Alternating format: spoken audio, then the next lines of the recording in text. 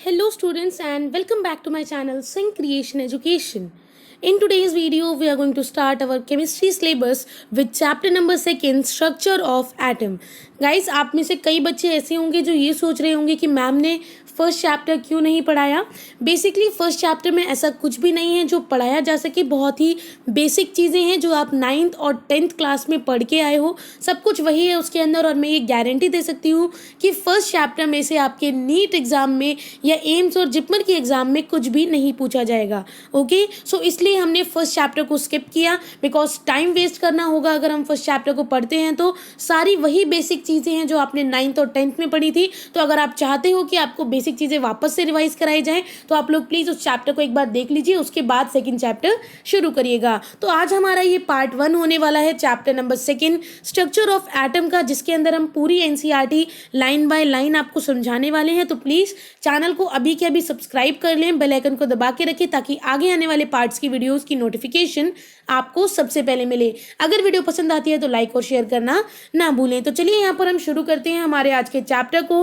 Guys बहुत ही ज़्यादा interesting chapter है। जो आप लोग केमिस्ट्री का सी शुरू करते हो ना, वो इसी चैप्टर से शुरू होता है। इलेक्ट्रॉन्स क्या होते हैं, प्रोटॉन्स क्या होते हैं, एटम क्या होता है, ये सब चीज़ें आपको इस चैप्टर से समझ में आएंगी कि कैसे कैसे इनकी डिस्कवरी हुई। तो बहुत ही ज़्यादा इंटरेस्टिंग चैप्टर है, बस आपको इस चैप्टर को थोड़ा इंटरेस्ट के साथ पढ़ना होगा, अदरवाइज आप बोर हो जाओगे अगर आपने ज़्यादा अच्छे से नहीं पढ़ा चैप्टर को। और अगर इस चैप्टर को आपने अच्छे से नहीं पढ़ा तो जो बेसिक्स है ना वो क्लियर नहीं हो पाएंगे, राइट। तो चलिए इस चैप्टर को शुरू करते हैं। तो चैप्टर का नाम है यहाँ पर स्ट्रक्चर ऑफ एटम, यानी कि एक एटम का स्ट्रक्चर क्या होता है, एटम किसका बना हुआ होता है, उसके अंदर क्या पार्टिकल्स होते हैं, इन सब के बारे में हम बात करने वाले हैं। हालांकि एटम आपने ये तो सुना ही होगा 9th और 10th क्लास में कि एटम जो होता है वो सबसे छोटा पार्टिकल होता है, ऐसा पहले माना जाता था। ठीक है, कोई भी जो मैटर बना हुआ है वो छोटे छोटे एटम के मॉलिक्यूल्स से बना हुआ है। क्लियर, बिल्कुल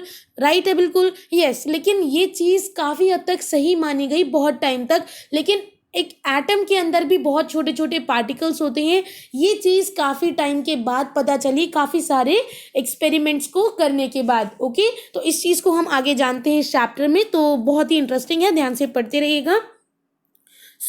सबसे पहले यहाँ पर एक फैक्ट लिखा हुआ है, the rich diversity of chemical behaviour of different elements can be traced to the differences in the internal structure of atoms of these element.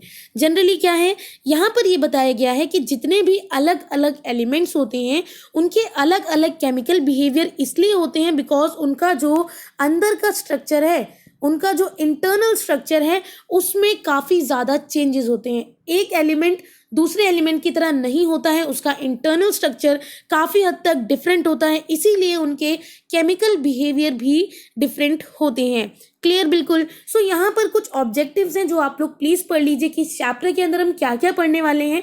Basically अगर एक चैप्टर का इंट्रोडक्शन आपको अच्छे से मिल जाए तो आपको काफ़ी सारी चीज़ें आगे क्लियर हो जाती हैं चैप्टर के बारे में।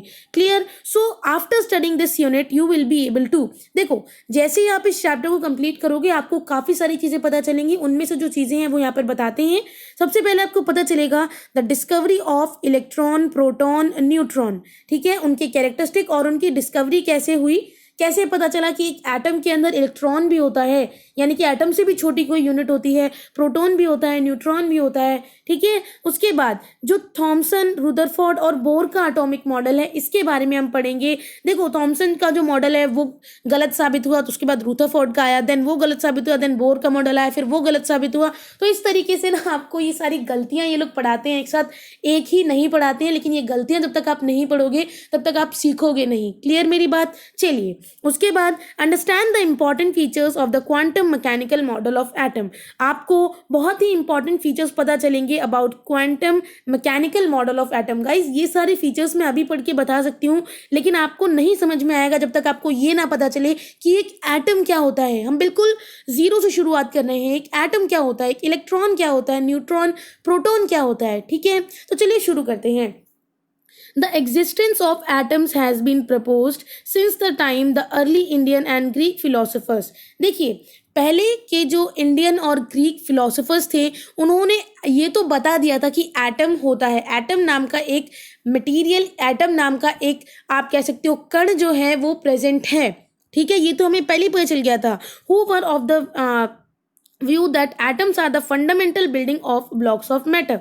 देखो, पहले के जो इंडियन और ग्रीक फिलोसोफर्स थे, उन्होंने ये बात तो क्लियर कर दी थी कि एटम सबसे छोटा कण है।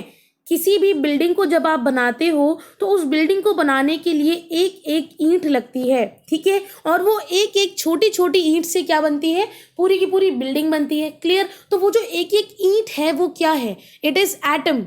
क्या है वो? एटम। तो एटम सबसे छोटा पार्टिकल होता है, ऐसा कुछ इंडियन और ग्रीक फिलोसोफर्स का मानना था, जिस उस छोटे से पार्टिकल से एक बड़ा मैटर बनके तैयार होता है। एक मैटर किसका बना हुआ होता है? एक मैटर बना होता है मॉलिक्यूल्स से, कुछ पार्टिकल्स से, और वो पार्टिकल्स क्या होते हैं? एटम्स होते हैं। क्लियर? बिल्कुल। आगे चलते हैं। अकॉर्डिंग टू देम, इन सभी इंडियन और ग्रीक फिलोसोफर्स के अनुसार, the continued sub division of matter would ultimately yield atoms which would not be further divisible। देखिए, इनके अकॉर्डिंग क्या मानना था कि अगर आप एक ब्लॉक को लेते हैं, ठीक है, अगर आप एक पत्थर को लेते हैं, उसको तोड़ते रहिए, कॉन्टिन्यूसली उसको तोड़ते रहिए, तो सबसे छोटा जो पार्टिकल आपको मिलेगा वो किसका होगा? वो पार्टिकल होगा एटम, जिसको आप आगे और डिवाइड नहीं कर सकते, which is not to be further divisible, मतलब आगे और डिवाइड नहीं हो सकता। तो सबसे छोटा जो पार्टिकल होगा वो क्या होगा? वो एटम होगा। हालांकि आगे और डिस्कवरीज हुई और एक्सपेरिमेंट हुए जिनसे पता चला कि एटम से भी छोटा कुछ होता है, लेकिन अब तक तो यही माना जा रहा था कि एटम सबसे छोटा पार्टिकल है। आप किसी भी ब्लॉक को, किसी भी पत्थर को ही चाहे आप तोड़ के देख लो, किसी मैटर को आप तोड़ के देख लो, तो आपको सबसे छोटा जो पार्टिकल मिलेगा वो क्या होगा? वो होगा आपका एटम। क्लियर? बिल्कुल। द वर्ड एटम, अब ये जो वर्ड एटम है जिसको हम इतनी देर से बोल रहे हैं, it has been derived from the Greek word एटोमियो विच मीन्स अनकटेबल, जिसको हम काट ना सके, और नॉन डिविजिबल, जिसको हम और ज्यादा डिवाइड ना कर सके। सबसे छोटा पार्टिकल, सबसे छोटा कण, जिसको हम और ज्यादा फर्दर डिवाइड नहीं कर सकते हैं। ठीक है, तो नाम का मतलब ही यही होता है, नॉट डिविजिबल। उसके बाद these earlier ideas were mere speculations and there was no way to test them experimentally. देखिए, ये जितने भी आइडियाज लगाए जा रहे थे कि एटम सबसे छोटा है, इससे छोटा कोई और पार्टिकल नहीं है, ये सब सिर्फ बातें थी, ये सब बोलने की बातें थी, कोई भी एक्सपेरिमेंटल प्रूफ नहीं मिला था इसका। और उस टाइम पर कोई ऐसे माइक्रोस्कोप की इतनी ज़्यादा टेक्नोलॉजी भी नहीं थी कि इन सब चीज़ों के बारे में पता लगाया जा सके, ऐसे एक्सपेरिमेंट भी नहीं हुए थे। तो ये सिर्फ कहने की बातें थी जिसे लोगों ने मानना शुरू कर दिया और काफ़ी टाइम तक इन बातों को मानते रहे। ठीक है, इसका कोई पर्टिकुलर बिल्कुल सही प्रूफ नहीं था। क्लियर है मेरी बात? And there was no way to test them experimentally, और कोई तरीका भी नहीं था उस टाइम पे कि हम एक्सपेरिमेंट के द्वारा इन चीज़ों को टेस्ट कर सकें और पता लगा सकें कि क्या सच में एटम ही सबसे छोटा पार्टिकल है या फिर उससे भी छोटा कोई पार्टिकल है। क्लियर? बिल्कुल। Now these ideas remain dormant. अब डोरमेंट का मतलब क्या होता है? शांत। ठीक है, डोरमेंट मीन्स शांत। ये जो आइडियाज थे ये शांत रहे, इसका मतलब इन्हीं आइडियाज को बहुत लॉन्ग टाइम, यानी कि बहुत लंबे समय तक इन आइडियाज को माना गया कि हाँ यही सच है, इन आइडियाज पे किसी ने कोई एक्सपेरिमेंट नहीं किया। इसी को मानते हुए आगे जो एक्सपेरिमेंट्स हैं और आगे जो इवोल्यूशन है ये सब होता रहा। साइंस के बारे में हमें चीज़ें पता चलती गई, लेकिन कुछ टाइम के बाद it was revived again by scientist in the 19th century. कब हुआ था? 19th सेंचुरी में कई साइंटिस्ट ऐसे थे जिन्होंने इसको पुनर्जीवित किया, यानी कि इसके बारे में वापस से जानने की कोशिश करी कुछ एक्सपेरिमेंट की वजह से, और वो एक्सपेरिमेंट हम आगे देखने वाले हैं। The atomic theory of matter was first proposed on a firm scientific basis bye John Dalton. ये जो एटॉमिक थ्योरी है, एक मैटर की एटॉमिक थ्योरी कि एक मैटर जो है वो छोटे छोटे एटम से बना हुआ है, छोटे छोटे पार्टिकल से बना हुआ है, ये किसने दी थी? सबसे पहले जॉन डाल्टन ने। ये कौन थे? अ ब्रिटिश स्कूल टीचर इन 1808 में क्या थे? ये एक ब्रिटिश स्कूल के टीचर थे।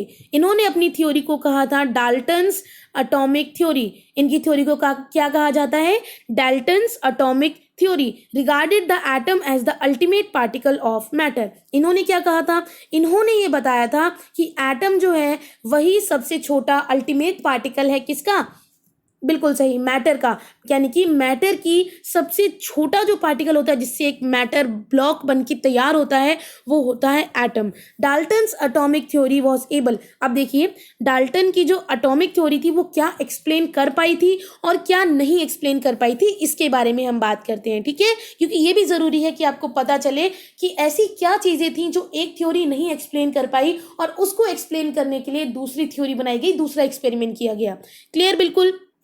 So Dalton's atomic theory was able to explain the law of conservation of mass, ठीक है कि जो देखियो law of conservation of mass पे सारे लॉ डिपेंड करते हैं, एक ही लॉ है जिससे सारे लॉ यहाँ पर जारी किए गए हैं, सारे लॉ यहाँ पर एक्सप्लेन किए गए हैं। सो डाल्टन की एटॉमिक थ्योरी जो थी उससे ये पता चला law of conservation of mass जो आपने 9th-10th क्लास में पढ़ा है, law of constant composition and law of multiple proportion very successfully. ये तीनों लॉ जो हैं डाल्टन की एटॉमिक थ्योरी ने बहुत अच्छे से एक्सप्लेन किए थे कि एक एटम ही ऐसा पार्टिकल है जिससे पूरा मैटर बनता है, छोटे छोटे एटम, छोटे छोटे पार्टिकल्स मिलके एक पूरा मैटर बन के तैयार होता है। लेकिन डाल्टन की जो थ्योरी थी इट फेल टू एक्सप्लेन, वो नहीं एक्सप्लेन कर पाई थी the result of many experiment, कई सारे एक्सपेरिमेंट के रिजल्ट को, जो क्या था, it was known that substances like glass और ebonite when rubbed with silk और fur gate electrically charge.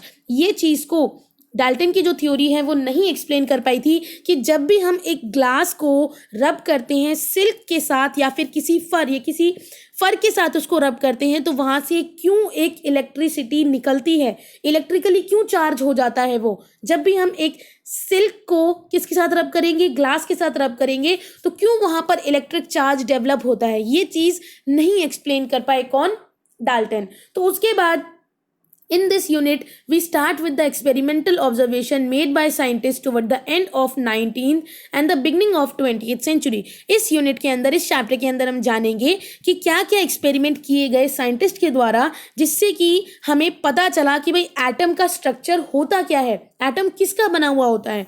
Okay, और ये जो एक्सपेरिमेंट्स हैं ये कब किए गए, 19th सेंचुरी के एंड में और 20th सेंचुरी के शुरुआत में। तो इस मिड में ये सारे एक्सपेरिमेंट किए गए जिनके बारे में अब हम पढ़ने वाले हैं। These establish that atoms are made of sub atomic particle. देखिए ये जो आपकी थ्योरीज हैं, जो एक्सपेरिमेंटल ऑब्जर्वेशंस हैं, इनसे हमें क्या पता चलेगा कि जो एटम है जिसको सबसे छोटा पार्टिकल बताया जा रहा था, दरअसल वो सबसे छोटा नहीं है, उससे भी छोटे कुछ पार्टिकल्स हैं उसके अंदर जिनको बाद में इलेक्ट्रॉन, प्रोटॉन और न्यूट्रॉन कहा गया, जिनको सब एटॉमिक पार्टिकल्स कहा जाता है कि एक एटम जो है वो बना हुआ होता है इलेक्ट्रॉन, प्रोटॉन और न्यूट्रॉन का। A concept very different from that of Dalton, जो कि डाल्टन की थ्योरी से बिल्कुल ही अलग कॉन्सेप्ट था, क्योंकि डाल्टन ने तो कह दिया था कि एटम सबसे छोटा पार्टिकल है, लेकिन आगे जो एक्सपेरिमेंट किए गए उनसे ये पता चला कि एटम जो है उससे भी छोटे कुछ सब एटॉमिक पार्टिकल्स होते हैं जो कि होते हैं इलेक्ट्रॉन, प्रोटॉन्स एंड न्यूट्रॉन। अब ये सब क्या होते हैं, कैसे पता चला कि ये भी कोई चीज़ होती है एटम के अंदर, ऐसी भी कोई चीज़ होती है, इलेक्ट्रॉन नाम की भी चीज़ होती है, तो ये हम पता करेंगे आगे आने वाले एक्सपेरिमेंट के थ्रू। क्लियर बिल्कुल। So the discovery of sub atomic particle, ये हम पढ़ने वाले हैं कि कैसे पता चला कि सब एटॉमिक पार्टिकल भी होते हैं। An insight into the structure of atom was obtain from the experiment on electrical discharge through gases. अब देखिए गैसेस के थ्रू, गैसेस को एक मीडियम मान के उनके बीच में क्या करा गया, इलेक्ट्रिक चार्ज को, इलेक्ट्रिसिटी को पास कराया गया। कुछ इस तरीके से आप जो देखते हो कि जो ये बादल होते हैं, जब भी बारिश होती है या फिर कभी भी आप जब मौसम खराब होता है तो आप देखते हो कि ये जो बिजली गिरती है, क्या होती है, जो बिजली गिरती है इलेक्ट्रिक, ये क्या होता है, ये एक तरीके से इलेक्ट्रिक डिस्चार्ज ही तो है, ये एक इलेक्ट्रिसिटी ही तो है जो गिरी है, राइट। लेकिन ये कैसे नीचे तक आई, ये किसी मीडियम में पास होके आई होगी, किसी मीडियम में फ्लो होके आई होगी। वो मीडियम क्या है यहाँ पर, एयर, वो मीडियम क्या है यहाँ पर, गैस, ठीक है। तो यही एक्सपेरिमेंट किया गया कि यहाँ पर ये एक मीडियम है, ठीक है, ये यहाँ से चार्ज आ रहा है, दोनों तरह से क्या आ रहा है, दोनों तरफ से चार्ज आ रहा है, और दोनों तरफ से चार्ज आता हुआ किस मीडियम में फ्लो कर रहा है, गैस के मीडियम में फ्लो कर रहा है, ठीक है। तो यही एक एक्सपेरिमेंट था कि दोनों तरफ से चार्ज फेंका गया और देखा गया कि जो चार्ज है क्या वो फ्लो कर पा रहा है, नहीं कर पा रहा है, और वो फ्लो सच में कर पा रहा था इन द मीडियम गैस, ठीक है। तो सबसे पहले एटम के स्ट्रक्चर की बात उठी थी तो उसे किसमें एक्सपेरिमेंट किया गया था, गैसेस को मीडियम बना के एक्सपेरिमेंट किया गया, ठीक है। So before we discuss these result, अभी जो गैस के अंदर जो मीडियम, गैस को मीडियम मान के जो ये इलेक्ट्रिक चार्ज फ्लो हो रहा है, ठीक है, ये जनरली इसको पढ़ने से पहले हम ये जानते हैं कि ये जो रिजल्ट निकला इन एक्सपेरिमेंट का, उसको जानने से पहले हमें अपने दिमाग में एक चीज़ क्लियर रखनी होगी जो कि बेसिक रूल है with respective to the behaviour of charge particle. जो चार्ज पार्टिकल होते हैं उनका बहुत ही बेसिक रूल होता है, वो ये होता है कि जो लाइक चार्जेस हैं, जो सेम चार्जेस होते हैं, वो एक दूसरे को क्या करते हैं, रिपेल करते हैं। देखिए, जो सेम चार्जेस हैं वो एक दूसरे को रिपेल करेंगे, यानी कि अलग अलग जाएंगे, और जो डिफरेंट चार्जेस हैं वो क्या करेंगे, वो एक दूसरे को अट्रैक्ट करेंगे। क्या करेंगे, एक दूसरे को अट्रैक्ट करते हैं। तो आई होप मेरी चीज़ क्लियर हो गई हो कि जो लाइक चार्जेस हैं, जो सेम चार्जेस होते हैं, वो एक दूसरे को रिपेल करते हैं। क्या करते हैं, रिपेल करते हैं, एक दूसरे से दूर दूर भागते हैं। और जो जो अनलाइक चार्जेस हैं, जो एक दूसरे से अपोजिट चार्जेस हैं, वो एक दूसरे को अट्रैक्ट करते हैं एक दूसरे की तरफ। क्लियर है मेरी बात? तो ये जो बेसिक रूल है आपको ध्यान में रखना है, that the behaviour of charge particle is like charges repel each other, यानी कि लाइक चार्जेस एक दूसरे के अपोजिट वर्क करते हैं, और जो अनलाइक चार्जेस हैं वो एक दूसरे को अट्रैक्ट करते हैं। क्लियर है बिल्कुल बात? चलिए अब हम आते हैं डिस्कवरी ऑफ इलेक्ट्रॉन पे। किस पे आएंगे, डिस्कवरी ऑफ इलेक्ट्रॉन पे। ये जो आप देख रहे हो आगे जो डायग्राम बना हुआ है, इसको भी हम समझेंगे, लेकिन आप पहले ये जानिए कि इलेक्ट्रॉन कैसे आया। एक सब एटॉमिक पार्टिकल ही तो है इलेक्ट्रॉन।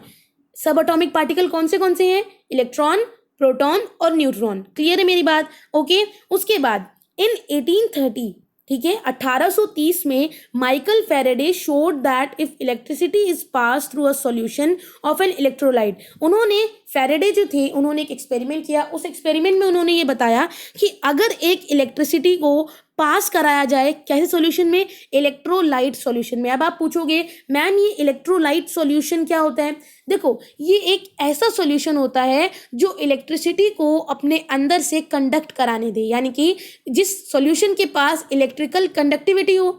ठीक है, अगर सिंपल लैंग्वेज में बोले तो एक ऐसा सॉल्यूशन जिसमें इलेक्ट्रिसिटी पास हो सके। क्लियर बिल्कुल? तो फैराडे ने भी यही कहा था कि हम जब पास कराएंगे इलेक्ट्रिसिटी को through a solution of an electrolyte, तो उनके अंदर केमिकल रिएक्शंस होंगी एट द इलेक्ट्रोड्स।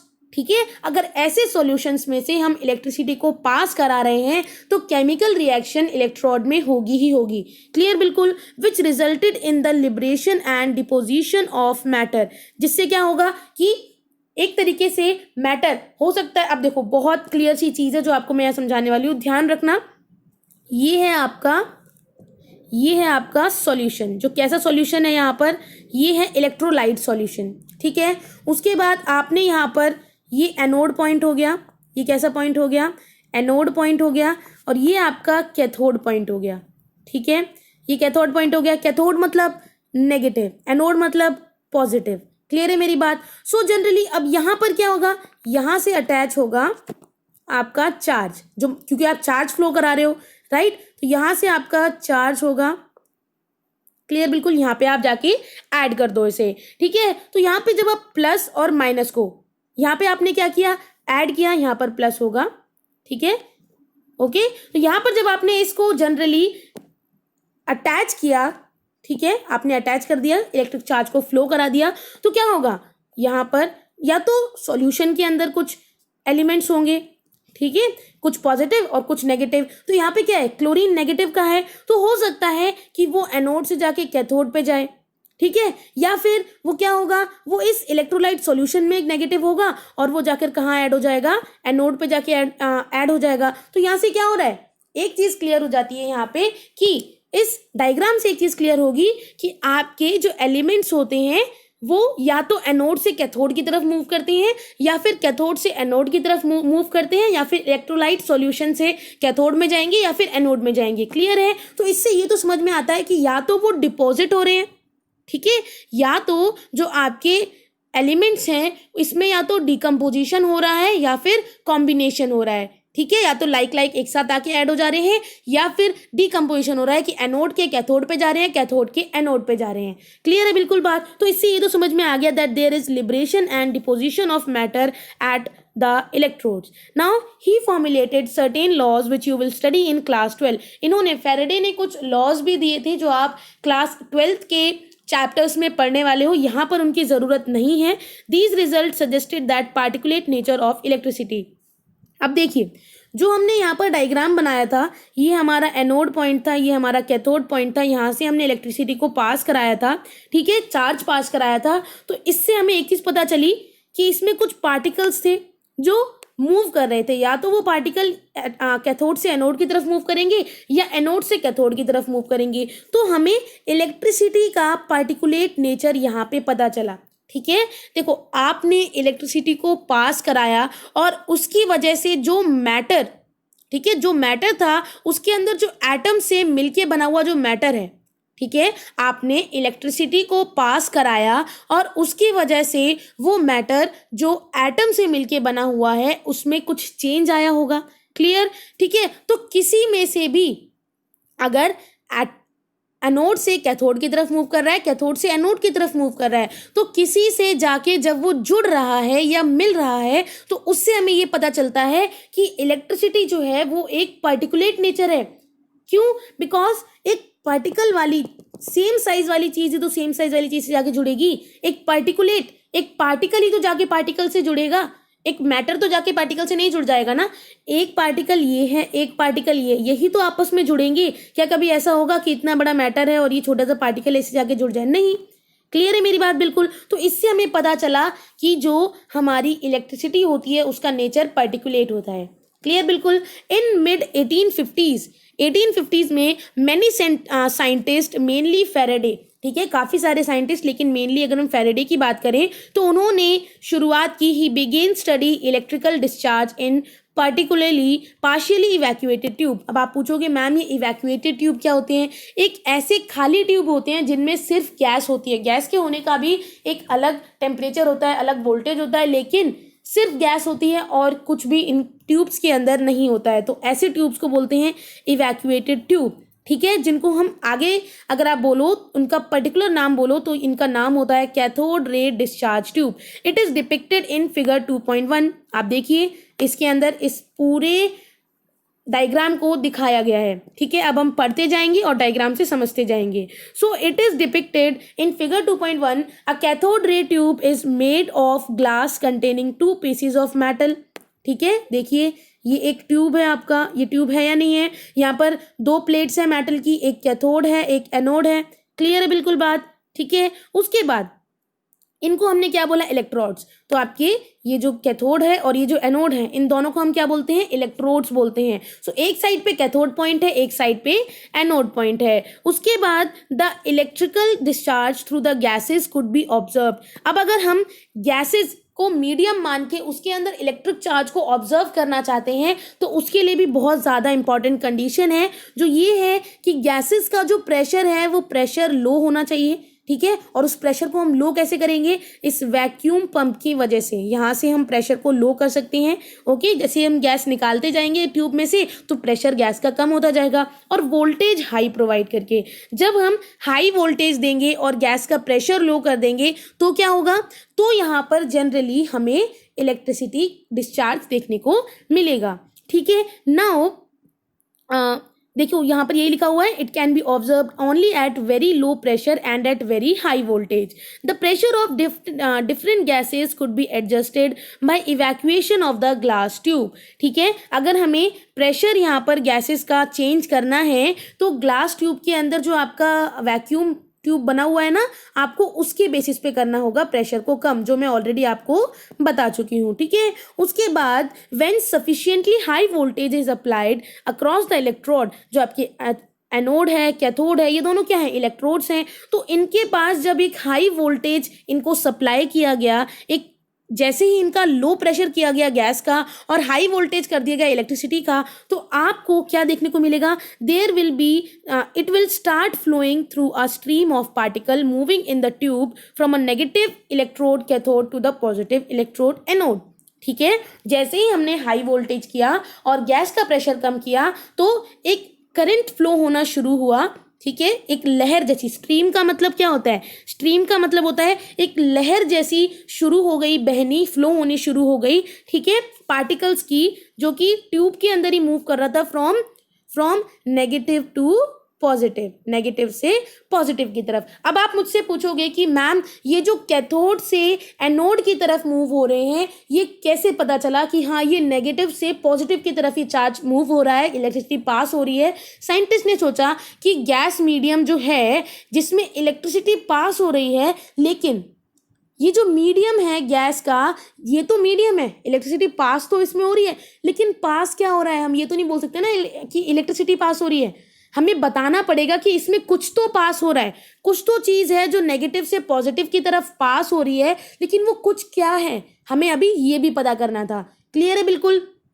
तो चलिए, नाउ दीज वर कॉल्ड, अब ये जो आपकी जो मूव हो रहे थे नेगेटिव से पॉजिटिव की तरफ, इनको बोला गया कैथोड रेज या फिर कैथोड रे पार्टिकल्स। ठीक है, the flow of current from cathode to anode was further checked by making a hole. अब देखो ये बहुत ही इंपॉर्टेंट एक्सपेरिमेंट है।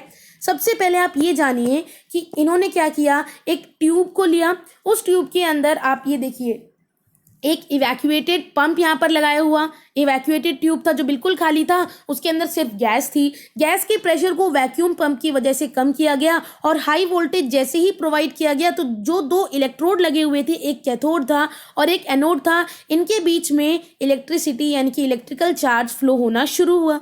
ठीक है, अब ये हम ये तो नहीं कह सकते ना कि इलेक्ट्रोड जो है कैथोड और एनोड, इसमें कैथोड से एनोड की तरफ मूव कर रहा है, हम ये बोल सकते हैं इलेक्ट्रिसिटी पास कर रही है, लेकिन वो इलेक्ट्रिसिटी के अंदर क्या है, इलेक्ट्रिसिटी तो एक वर्ड है, कुछ होगा, कुछ पार्टिकल्स होंगे, कुछ तो मूव कर रहा होगा नेगेटिव से पॉजिटिव की तरफ। तो ये हमें पता करना था कि वो क्या है जो नेगेटिव से पॉजिटिव की तरफ मूव कर रहा है। ठीक है, तो उसको पता करने के लिए हमने क्या किया, हमने यहाँ पर जो हमारा एनोड वाला पॉइंट था, इस एनोड पॉइंट के बीच में देखो आप, ये जो रेड कलर से बना हुआ है एनोड, इसके अंदर इन्होंने कुछ होल कर दिए। क्या कर दिए हैं?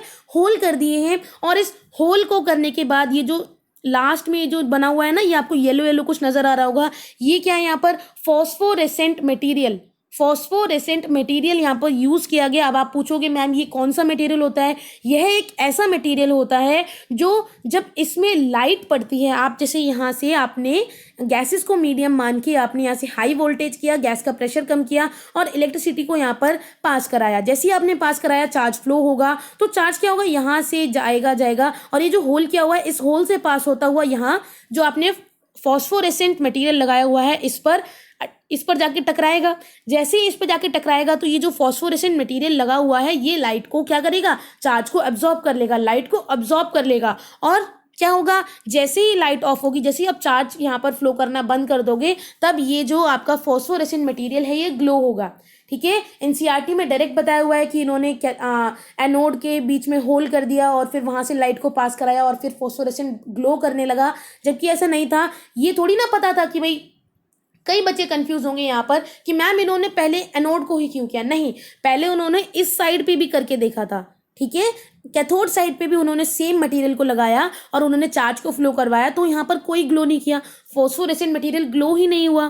ठीक है, तो ये एक्सपेरिमेंट उनका फेल हुआ। फिर उन्होंने ये वाला एक्सपेरिमेंट किया कि यहाँ पर कैथोड में होल करते हैं और यहाँ कैथोड के जो पीछे यहाँ पर ट्यूब का जो स्ट्रक्चर है, वहां पर उन्होंने क्या लगा दिया, फॉस्फोरेसेंट मटेरियल लगाया।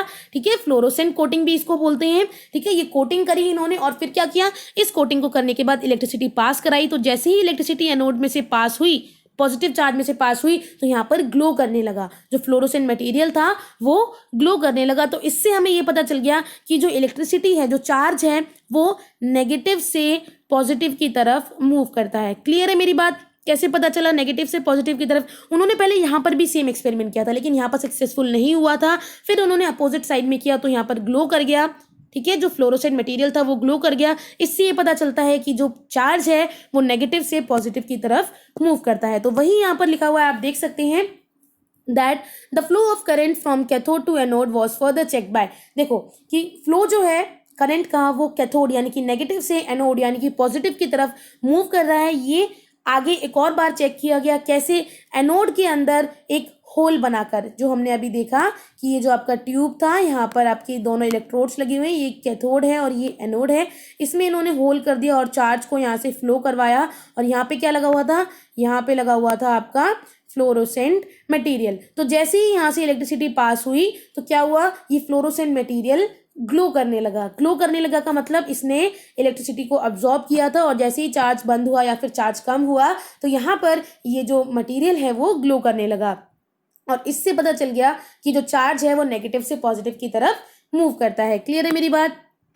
चलिए उसके बाद यहाँ पर इन्होंने क्या किया, coating tube behind anode, anode के पीछे एक कोटिंग कर दी किसकी, फॉस्फोरेसेंट मटेरियल जो कि जिंक सल्फाइड था। ठीक है, व्हेन दीज रेज, अब देखो आप बोलोगे मैम ये बहुत बड़ा सा वर्ड है, फॉस्फोरेसेंट क्या होता है? आजकल तो बहुत सारे आपके डेकोरेटिव आइटम्स भी आने लगे हैं इसके, जिसमें क्या होता है कि आप अपनी वॉल्स को डेकोरेट करते हो इस सब मटेरियल से कि जब आपकी लाइट जल रही होती है तो ये लाइट को अब्जॉर्ब कर लेते हैं और आप जैसे ही लाइट को बंद करोगे तो ये ग्लो करते हैं। ठीक है, बिना लाइट के भी ये ग्लो करते हैं। क्यों? बिकॉज इन्होंने लाइट को अब्जॉर्ब कर लिया है।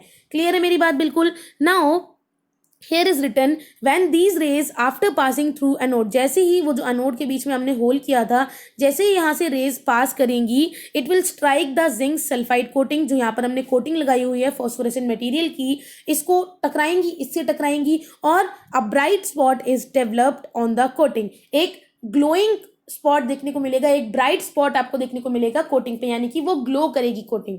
ठीक है, उसके अंदर आपको लाइट देखने को मिलेगी। तो इससे क्या पता चलेगा कि नेगेटिव से पॉजिटिव की तरफ चार्ज जो है वो फ्लो हो रहा है। अब इन एक्सपेरिमेंट से, ये जो जितने भी एक्सपेरिमेंट हुए इनसे कुछ रिजल्ट आए जिनको समराइज करके यहाँ एनसीईआरटी में बताया हुआ है। The cathode raise start from the cathode rays start from cathode and move toward the anode। जो हमारी इलेक्ट्रिसिटी की रेज थी जिन्हें पहले कैथोड रेज कहा गया था, वो पहले नेगेटिव से कहाँ जाती हैं, पॉजिटिव की तरफ मूव करती हैं। So it start from negative and it will move towards positive. इसी तरीके से जो मूवमेंट होता है चार्ज का वो कंप्लीट होता है। तो एक तो ये एक्सपेरिमेंट से पता चला हमें।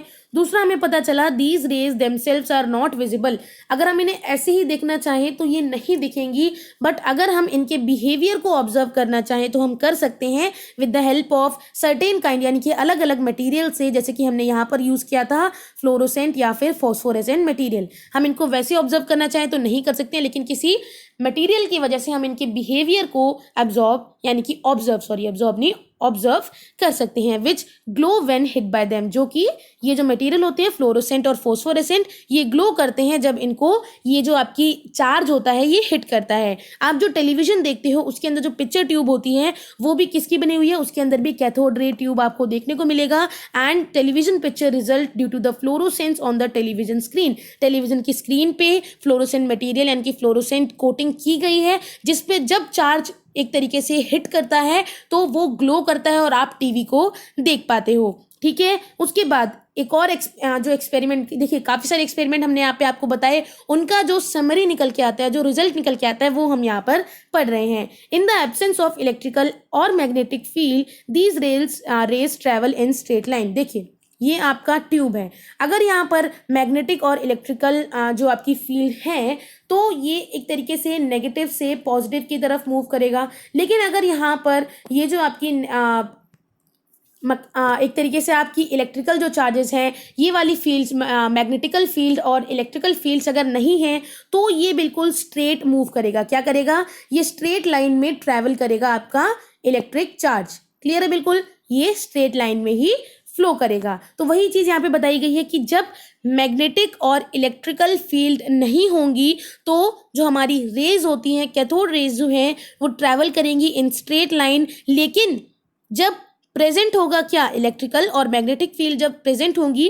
तो उनका बिहेवियर होगा कैथोड रेज का, it is similar to that expected from negative से कहाँ पर, पॉजिटिव की side. Okay, suggested that the cathode rays consist of negative charge particle, जिन्हें हम क्या कहते हैं, इलेक्ट्रॉन्स। ठीक है, इसीलिए इलेक्ट्रॉन्स को कुछ हम ऐसे लिखते हैं क्योंकि वो नेगेटिवली चार्ज पार्टिकल्स होते हैं जो नेगेटिव से कहाँ मूव करते हैं, पॉजिटिव की तरफ। क्लियर है? बिल्कुल। The characteristic of cathode rays, देखो इलेक्ट्रॉन्स जो हैं उनको कोई फर्क नहीं पड़ता कि क्या मटेरियल है इलेक्ट्रोड्स का, क्या नेचर है गैस का, इस सब से कोई फर्क नहीं पड़ता है। उनको मेन फर्क पड़ता है किससे, कि इलेक्ट्रिकल और मैग्नेटिक फील्ड प्रेजेंट होनी चाहिए। अगर इलेक्ट्रिकल और मैग्नेटिक फील्ड नहीं प्रेजेंट होंगी तो स्ट्रेट लाइन में क्या होगा, चार्ज फ्लो होगा।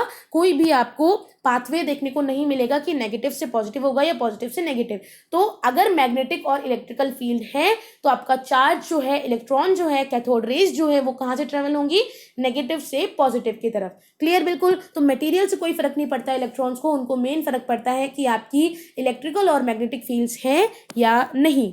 ठीक है, वही यहाँ पर लिखा हुआ है। और लास्ट लाइन में देख लेते हैं 10। अब कंक्लूजन देखते हैं। We can conclude that electrons are basic constituent of all atom. ठीक है, इसका मतलब है कि जो इलेक्ट्रॉन्स हैं वो बेसिक है। क्या है, बेसिक कॉन्स्टिट्यूएंट है, यानी कि एक बेसिक चीज है जिससे एटम बना हुआ है। जहां पहले कहा जाता था कि एटम सबसे छोटा पार्टिकल है जिससे पूरा मैटर बना हुआ है, अब माना जाता है कुछ एक्सपेरिमेंट को करने के बाद कि जो आपका एटम है उसके अंदर भी सब एटॉमिक पार्टिकल होते हैं, जिनमें से एक की डिस्कवरी तो हो चुकी, एक का एक्सपेरिमेंट तो हमने कर लिया और हमें पता चल गया कि एक और पार्टिकल, सब एटॉमिक पार्टिकल होता है एटम के अंदर, जिसे हम क्या बोलते हैं, इलेक्ट्रॉन। ठीक है, जो सबके अंदर पाया जाएगा। क्लियर है बिल्कुल। सो गाइज यहीं पे हम इस पार्ट को एंड करते हैं। आगे की चीज हम पार्ट सेकंड में पढ़ने वाले हैं। अगर आपको केमिस्ट्री का फर्स्ट लेक्चर पसंद आया हो तो प्लीज वीडियो को लाइक और शेयर करें, कमेंट सेक्शन में कमेंट करें। अगर आपको कोई भी इंप्रूवमेंट चाहिए या फिर आपको किसी और तरीके से पढ़ना है तो आप वो भी मुझे बता सकते हैं। प्लस चैनल को सब्सक्राइब जरूर करें अगर चैनल पर पहली बार वीडियोज देख रहे हैं। With that said, thank you so much, have a good day. मिलते हैं सेकेंड पार्ट के साथ।